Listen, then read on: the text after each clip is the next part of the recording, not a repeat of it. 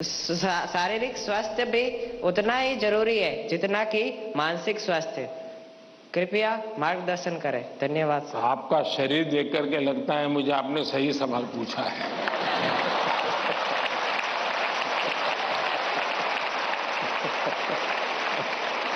और आपकी ये चिंता भी सही होगी।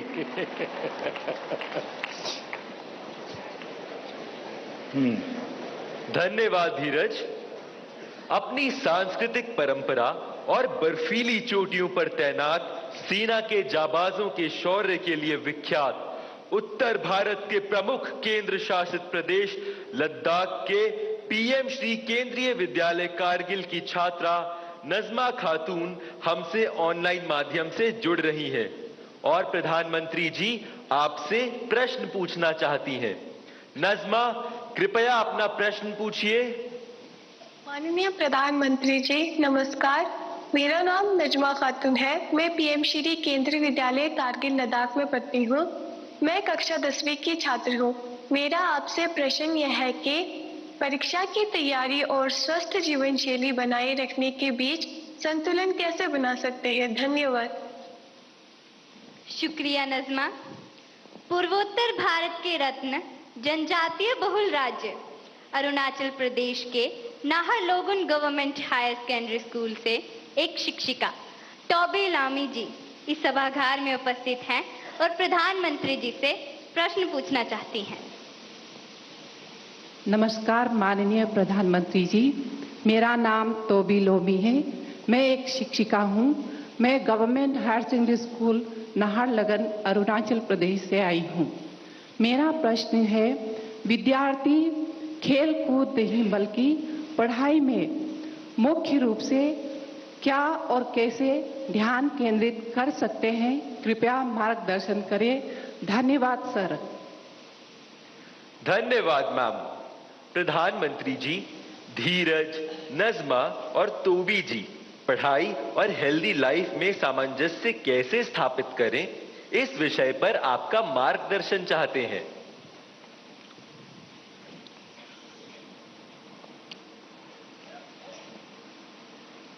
आप में से बहुत सारे स्टूडेंट्स मोबाइल फोन का उपयोग करते होंगे और कुछ लोग होंगे शायद उनको घंटों तक मोबाइल फोन की आदत हो गई होगी। लेकिन क्या कभी ऐसा विचार आया मन में कि नहीं मैं रिचार्जिंग में फोन रखूंगा तो मेरा मोबाइल का उपयोग कम हो जाएगा, इसलिए रिचार्जिंग नहीं करूंगा। अगर रिचार्जिंग नहीं करूंगा तो मोबाइल काम करेगा क्या? करेगा क्या? तो मोबाइल जैसी चीज जो रोजमर्रा देखते हैं उसको भी चार्जिंग करना पड़ता है, नहीं करना पड़ता है? अरे जवाब तो दीजिए। रिचार्ज करना पड़ता है, नहीं करना पड़ता है? अगर मोबाइल को करना पड़ता है तो ये बॉडी को करना चाहिए कि नहीं करना चाहिए?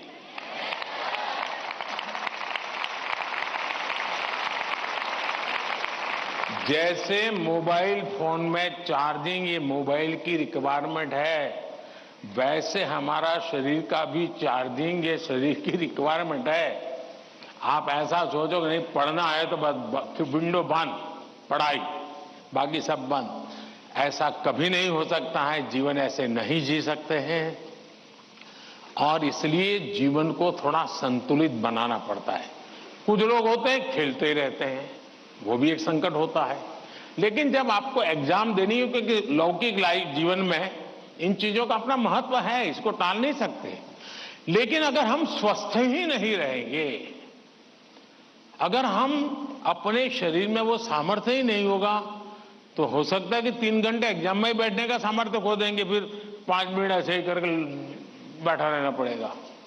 और इसलिए स्वस्थ शरीर स्वस्थ मन के लिए भी बहुत जरूरी है।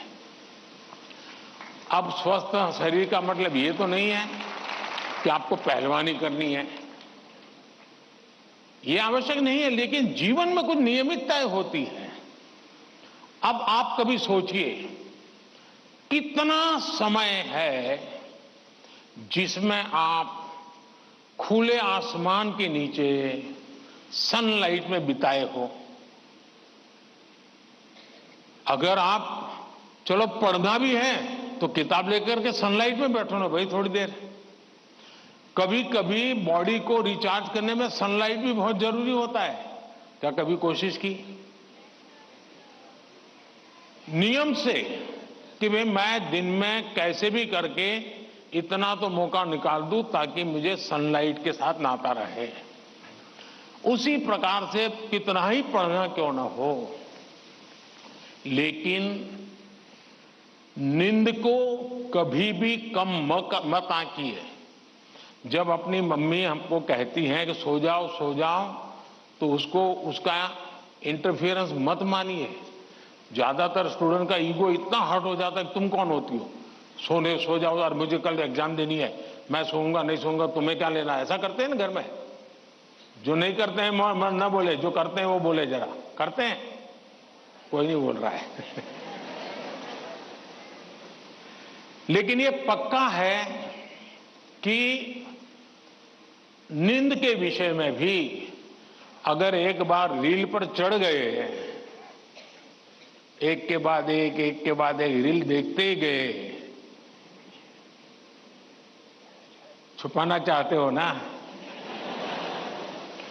कितना समय बीत गया पता नहीं, कितनी नींद खराब हो गई पता नहीं।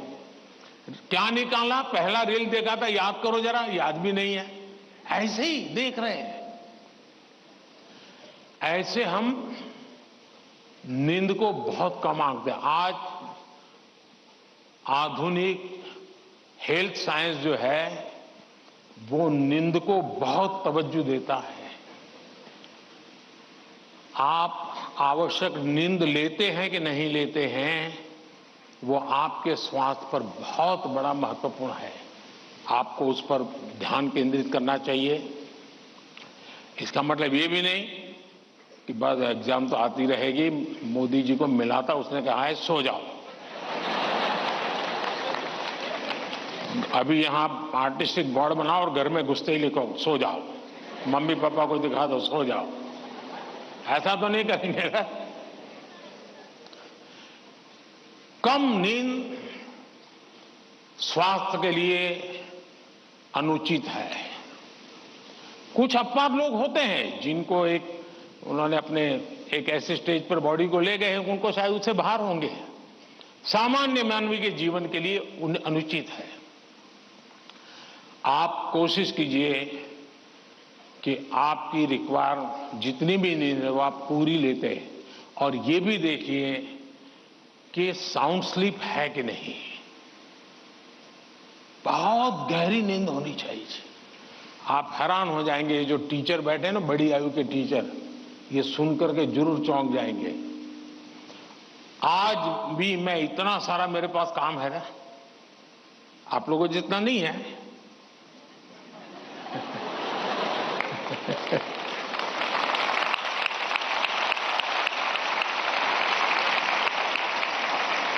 लेकिन 365 दिन कोई अपवाद नहीं। अगर मैं बिस्तर पे लेटा नहीं कि 30 सेकंड में डीप स्लीप की तरफ नहीं चला गया था, होता नहीं। 30 सेकंड लगता है मुझे। आप में से बहुत छोटी आयु के भी होंगे, कभी इधर कभी उधर, कभी उधर कभी उधर, फिर नींद आई तो आई। क्यों? मेरा बाकी जो जागृत अवस्था का समय है उसमें बहुत जागृत रहता हूं मैं। तो जब जागृत हूं तो पूरी तरह जागृत हूं, जब सोया हूं तो पूरी तरह सोया हूं, और वो बैलेंस